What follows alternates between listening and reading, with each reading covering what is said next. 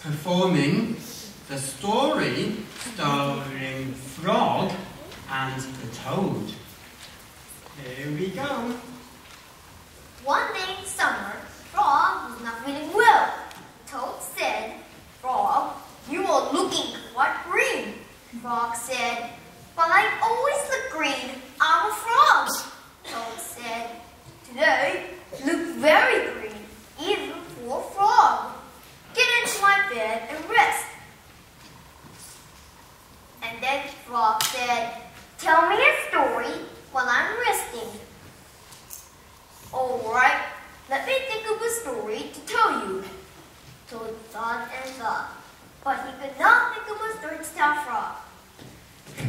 Then Toad stood on his head.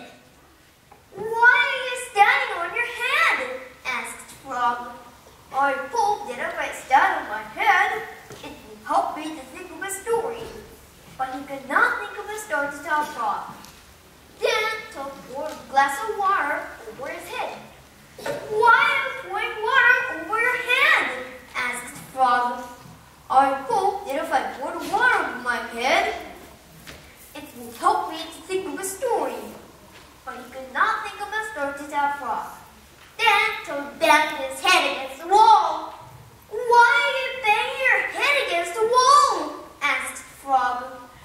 "I hope that if I bang my head against the wall hard enough, it will help me to think of a story," said Toad. "I am feeling much better now, Toad. I do not think I need a story anymore," said Frog. "Then you get out of bed and then make it into it, because now I feel terrible." Frog said, "Would you like me to tell a story, Toad?" "Yes,